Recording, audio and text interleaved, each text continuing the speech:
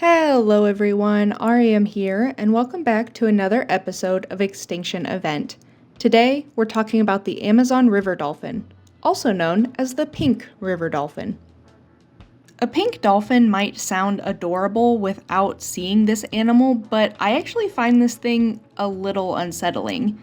Instead of being the kind of pink you might expect, it's more of a fleshy, grungy pink color.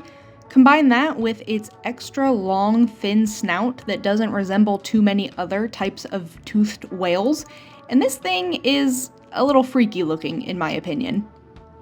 Also, dolphins are not the angelic animal that people tend to think that they are. I'm not going to get into that in this episode, maybe that's something I talk about down the line, but dolphins are not as cute as you think, and you should look more into that if you don't know what I'm talking about. But before I get too far off track here, let's swing back to the Amazon river dolphin. There are actually 3 subspecies: the Amazon river dolphin, the Bolivian river dolphin, and the Orinoco river dolphin. And each of those populations live in the water basin that they're named after. So really, there are only 3 major populations. These guys can actually get pretty large, with adult males reaching over 400 pounds and over 8 feet long. In addition to the long, thin snout I mentioned earlier, the body shape of this dolphin is a little different than what you might think of when you hear the word dolphin. They're pretty bulky and actually kind of boxy, but that is more of an advantageous effect in their river homes compared to saltwater or marine dolphins. That long, thin snout is actually good for fishing in rivers as well. Similar to how gharials have really long, thin snouts, this type of jaw structure just really aids in catching fast-moving fish. Fun fact, the Amazon river dolphin is known for eating piranhas. As recently as 2018, this animal is considered endangered, and its populations are dropping rather rapidly.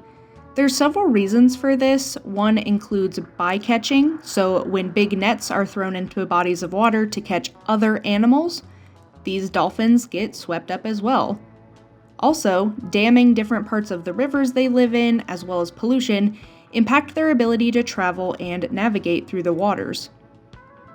Unlike many species of oceanic dolphins, and in fact most species of toothed whales overall, Amazon river dolphins aren't exceedingly social. They mainly hang out in groups of 2 or 3, and the largest pods are only around 8 animals. In rare cases where large shoals of fish are present in the rivers, up to 30 animals may gather together to try and corral these fish and feed everyone there. But this large group doesn't last, and they break back up into their individual pods soon after.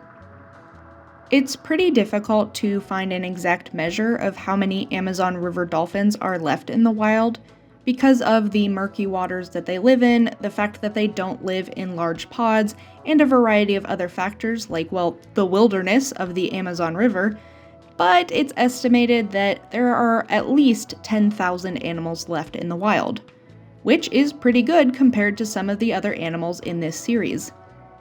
But Amazon river dolphins actually have some unique challenges that make conservation more difficult and make it all the more important that these animals are protected now when they still have tens of thousands of members. Amazon river dolphins do not do well in captivity. They will not generally reproduce in captivity, and in fact, they only live for about 3 years or less before they die in captivity, for as of yet unknown reasons. They are also notoriously hard to train compared to something like a bottlenose dolphin, so interacting with these animals becomes even more difficult. But I will take good news where I can get good news. There are still at least 10,000 of these animals left in the wild, which means that we have a really good foundation for continuing to protect and build their population back up, especially as there's more focus on the Amazon rainforest, now more than ever, as its importance to the ecosystem and the entire world. And that should remind you to smile.